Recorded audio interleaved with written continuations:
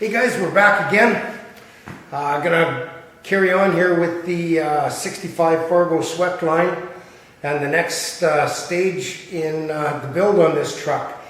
So what we're doing for powertrain is we bought a 2008 Chrysler Aspen. It was a Saskatchewan government insurance write-off. It's got a little bit of hail damage. I don't know, I think we counted 42 or 46 dents in it. But it's 5.7 Hemi, RFE 45 transmission. We're going to use pretty much everything. We're going to use the stock computer, the transmission with a two-wheel drive conversion from four-wheel drive, the AC condenser, AC compressor, pretty much everything we can we're going to put into the Fargo. As you saw in the last video there, we have to change the rad. The configuration that's in here is not going to work for us. So anyhow, what I'm going to start on is the teardown on the Aspen, get the motor and tranny out and all the bits and pieces that we're going to need. Pretty much the entire engine harness will stay intact. There's a big plug-in once I get everything tore down where we can see what we're doing here. I'll show you. You can unplug the engine from the computer and the chassis and leave everything on the engine except for the ground wires. So all of that will come out, and then all of the modifications we have to make in the wiring harness are actually from the engine plug to the computer, and then from the computer to the chassis. So, but we'll go over that once we get into it here. So I'm going to start draining fluids and get this ready to come out of here, guys. We'll bring you back. Okay guys, we're into it pretty heavy here now.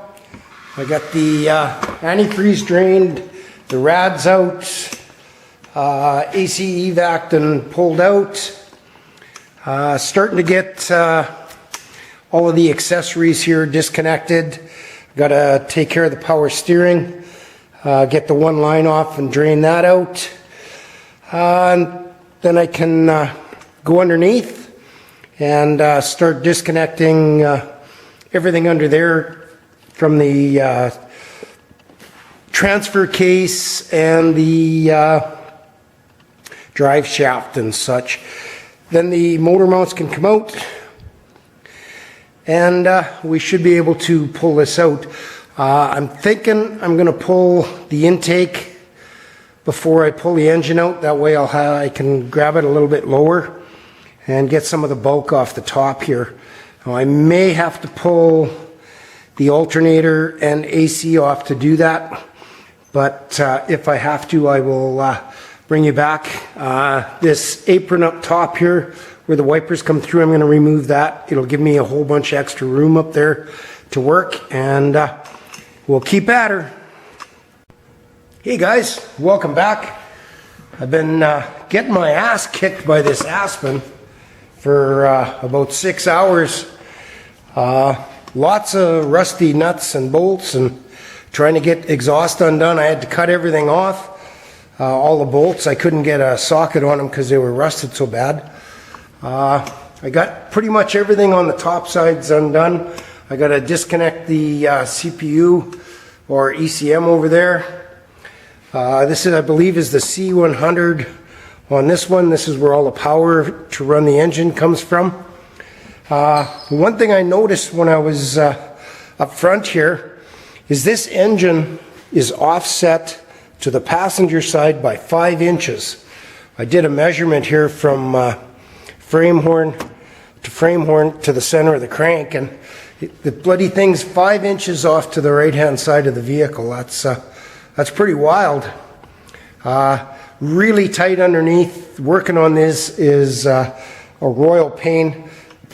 To get the front drive shaft off, you had to take the exhaust off And to get the exhaust off, you had to take the front drive shaft off. So that was one of those beat your head against the wall moments. So anyhow, I'm going to keep slugging away on this, and hopefully I'm going to have the engine and transmission sitting on the floor here tomorrow. So, okay guys, it's coming out.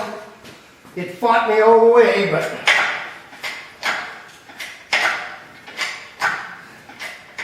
hopefully I can get her high enough.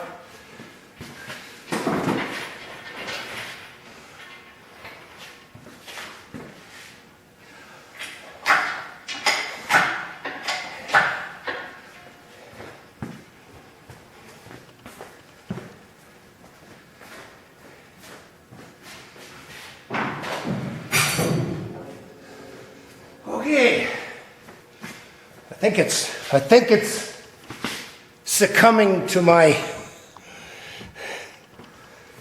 advances.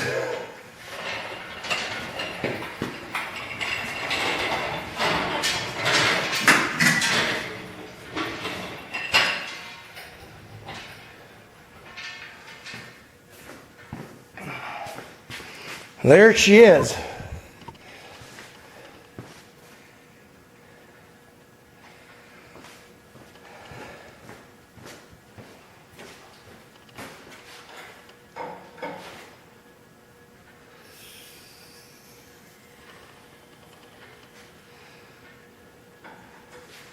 And there's the mess.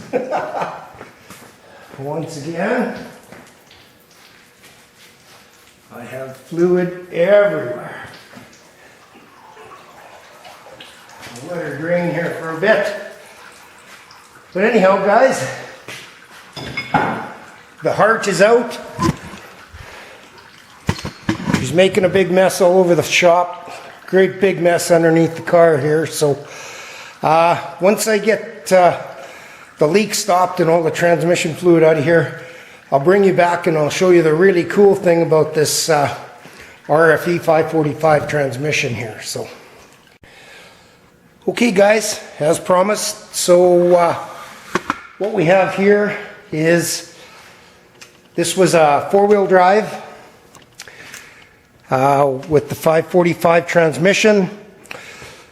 Transfer case bolted right here. You go to your local auto wreckers and you find a two-wheel drive Jeep Commander or a Dodge van with the Hemi and the 545, and this two-wheel drive tailstock and output shaft bolts directly to it, making it a two-wheel drive transmission and a 5-speed to boot. So there you go. This has been our plan all along. Really liking how it's coming together here.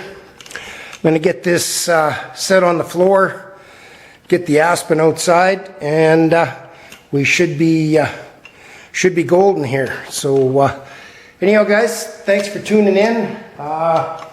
Thanks for subscribing, and we'll catch you on the next one here, which should be probably coming up this weekend. The owner of the Fargo's coming out, and we're going to get the engine and transmission mounted up in the frame for it. So anyhow, thanks again guys.